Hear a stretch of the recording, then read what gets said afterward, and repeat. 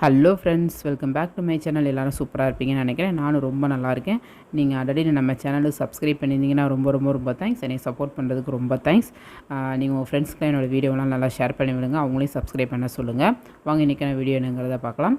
இன்றைக்கி ஒரு சூப்பரான சிம்பிளாக ஒரு வேர்க்கடலை சட்னி, இட்லி, தோசை அதுக்கெலாம் தொட்டுக்கிற மாதிரி எப்படி செய்யலாம் அப்படிங்கிறத பார்க்கலாம். அதுக்கு பேனில் ஒரு கடாய் வச்சுக்கோங்க. வெறும் கடாய் தான். அதில் ஒரு அரை கப் வேர்க்கடலை சேர்த்துருக்கேன். நான் பச்சை வேர்க்கடலை சேர்த்துருக்கேன், அதனால் வறுக்க போகிறேன். நீங்கள் வறுத்த வேர்க்கடலை வச்சுருந்தீங்க அப்படின்னா அதை தோலை மட்டும் எடுத்து தனியாக வச்சுக்கோங்க. ஏன்னா வேர்க்கடலை பச்சை வாசலாம் போகணும் இல்லையா, அதனால நான் வறுத்துக்கிறேன். ஸோ லோ ஃப்ளேமில் வச்சு வறுத்துக்கிட்டே இருந்திங்கன்னா ஒரு 5-6 நிமிஷத்தில் பார்த்திங்கன்னா நல்லா வறுத்து அது பார்த்திங்கன்னா ஒரு பொன்னிறமாக வந்துடும். அந்த ஸ்டேஜ் வரைக்கும் நல்லா வறுத்து அது தனியாக எடுத்து வச்சுக்கோங்க.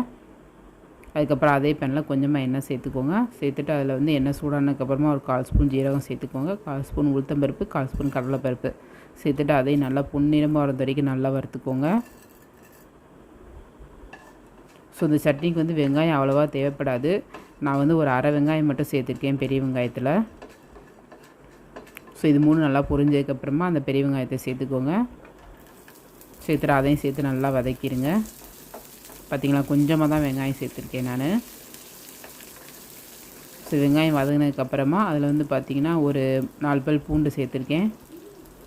அப்புறம் காரத்துக்கு தகுந்த மாதிரி மிளகா வத்தல் சேர்த்துக்கோங்க. நான் ஒரு 3 காஞ்ச வத்தல் சேர்த்துருக்கேன். அப்புறம் கொஞ்சமாக புளி சேர்த்துக்கோங்க.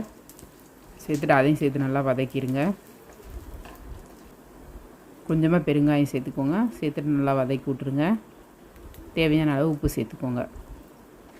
ஸோ இதில் பச்சை வாசனை போந்தோட்டி நல்லா வதக்கிக்கோங்க. ஏன்னா திரும்ப நம்ம சட்னியை திரும்ப அடுப்பில் வைக்க மாட்டோம், அதனால் இதோட பச்சை வாசனை போந்தோட்டி நல்லா வதக்கிக்கோங்க. சைட் பை சைட் நம்ம வேர்க்கடலை வறுத்தோல்ல, அதில் இருக்க தோலெல்லாம் தனியாக எடுத்துகிட்டு வேர்க்கடலை மட்டும் தனியாக எடுத்து வச்சுக்கோங்க.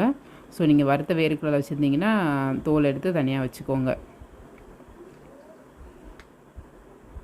மிக்ஸி ஜாரில் நம்ம வேர்க்கடலை சேர்த்துக்கலாம். அப்புறமா வெங்காயம் வதக்கும் போது நான் கொஞ்சமாக கொத்தமல்லி சேர்த்தேன், அது வீடியோ எடுக்க மறந்துட்டேன். ஸோ உங்களோட கொத்தமல்லி இருந்தால் அதை கொஞ்சமாக சேர்த்துக்கோங்க. ஸோ அதுக்கப்புறம் வதக்கி வச்சதையும் சேர்த்து கொஞ்சமாக தண்ணி சேர்த்து நல்லா சட்னி பதத்துக்கு நல்லா அரைச்சி எடுத்துக்கோங்க. உங்களுக்கு தண்ணி எவ்வளோ வேணுமோ அந்தளவு சேர்த்துக்கோங்க. அந்த சட்னி கட்டியாகவும் சாப்பிட்லாம், இல்லை தண்ணியாகவும் சாப்பிட்டுக்கலாம். அது உங்களோட விருப்பம் தான். ஸோ தண்ணி சேர்த்துட்டு உப்பு எல்லாம் செக் பண்ணி பார்த்துட்டு தேவைப்பட்டால் உப்பு சேர்த்துக்கோங்க. வழக்கம் போல் கடுகு, உளுத்தம் பருப்பு, கருவேப்பிலை சேர்த்து தாளிச்சிக்கோங்க. ஒரு சூப்பரான வேர்க்கடலை சட்னி ரெடி ஆகிடுச்சு. இட்லி, தோசை எல்லாத்தையுமே செம்ம டேஸ்ட்டாக இருக்கும்.